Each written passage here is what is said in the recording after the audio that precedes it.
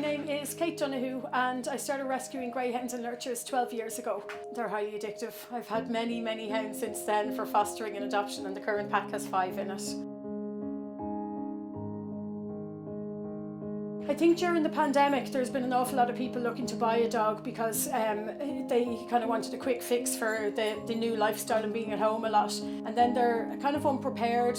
It's often they end up buying from puppy farms and then they're getting no support, no backup, no education, nothing about behaviour or how to raise a puppy or anything. They just want the quick fix and they're ill prepared. I feel a little uneasy about commissioning dogs to be bred when there's such an abundance and so many, and I think there's going to be a huge boom of dogs coming into rescue when everyone gets back to normal after the lockdown. Your average family, your average person who wants to adopt a dog, there are so many in rescue. There isn't a massive need to commission more puppies being born when there's so many in need of homes. I think a lot of people are very proud of their rescue dog and proud of what they're doing, that they're giving a dog in need a proper home. Hi, my name is Linda Meakin Ashton. These are our rescue dogs, our current rescue dogs. We've had rescue dogs in the past, and we also have 4 rescue cats. We got Holt 3 years ago, almost to the day, and then we got Cooper 2 years ago. And we got both of these dogs from Cara Rescue Dogs. So we got Holt first, and we realised he needed a little buddy. So by accident we just came across Coop and we adopted Cooper. I think there's stigmas around rescuing dogs.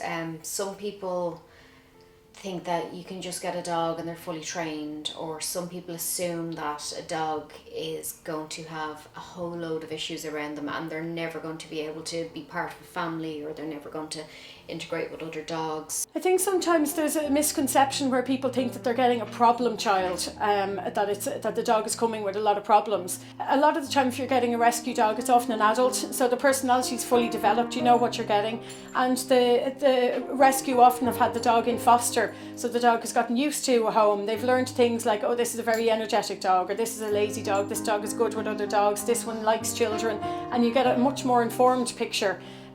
Whereas I think people often think that they're getting a dog with problems. They're blaming that the dog may have had a rough background, instead of kind of looking at the practical solution and thinking, well, actually we're not giving the dog enough exercise, or we haven't got the right diet or the right home set up.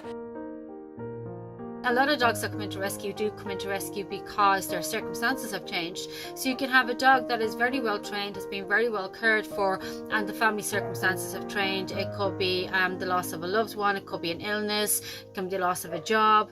And so the dog comes up for rehoming, and if that dog has already had people put some time into this dog, and he understands the concept of the back door for going to the toilet, and he understands how to walk on a lead, and he understands how to meet and greet other dogs, if all of that is done, this can be amazing for someone that is adopting a dog from a rescue that has this history already. So there can be great benefits to it for sure. Some people say that, you know, you'll never meet a better dog than a rescue dog because they're so grateful for everything that they get when they come to a good forever home. And then with other people, they just think that there's no rehabilitating a rescue dog, which is absolutely not true. I mean, Cooper is probably a good point in that he was out in the back garden, he didn't have human contact, and now all he has is human contact. There's a dog for every home and a home for every dog. There are families that are really active and they want to go hiking every weekend. They'll need a dog with a bit of stamina, so maybe a spaniel or something like that. It might be somebody who's lonely and they might enjoy one of the toy breeds because they're very affectionate and they're kind of needy and they're cute and they're small, and that they're a little cuddle companion. I think you'll get a much better match to find the right dog to suit your home, your lifestyle, your family, your activity levels. Quite a lot harder taking a puppy because then you have a blank slate. They know nothing. You don't know anything about how their adult temperament will be or their adult personality, and you have to put all the work in, giving them all the how to be a pet lessons. They need consistency.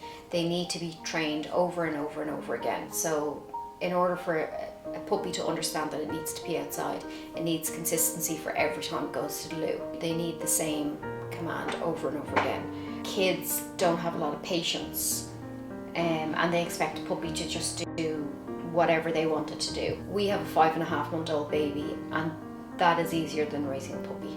But really what complicates that with puppies is their genetic influence, where they came from. You can get a puppy at 8 weeks and there's already been a lot of damage, particularly if they come off puppy farms, and mum might be terrified of the person that is there, that isn't handling her or isn't that nice about her, maybe only takes mum out of these horrible pens so she can be mated, and she will indicate to those puppies before they leave, be careful of people. So there can actually be a lot of damage done with puppies by 8 weeks before you get them. But if all is well, you've gone to a responsible breeder and you've had conversations with them and you've met the pup several times and you're prepared and you're planned and you understand the genetic influence for the dog and you're willing to commit the training, then it can go quite well for you when it comes to doing some training with your puppy.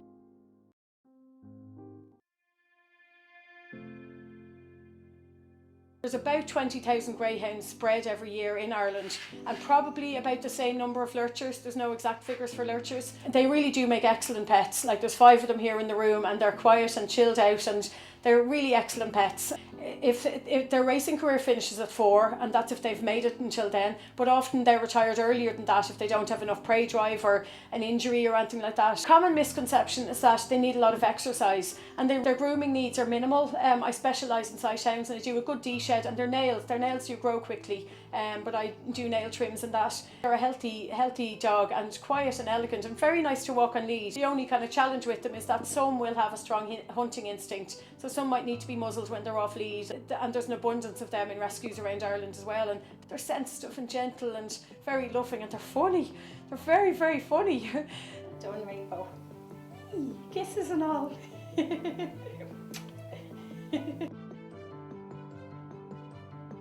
The best thing about owning a rescue dog, that you're happy that you've given a dog a good home. Cooper was from a rescue originally and living with a family with a small child. I think the child was about 6 or 7, but he was just left in the back garden the whole time. So he was very closed off. It took nearly a year for him to show his full personality. It was about 6 months before he started kind of playing and jumping about, and it was a lot of work trying to get his little personality out, but now it's out. Like, you can't get him off your lap. He's just such a bundle of love, and we can't understand, like, the people who gave him up before said he was a lot of hard work. I mean, he's no work at all.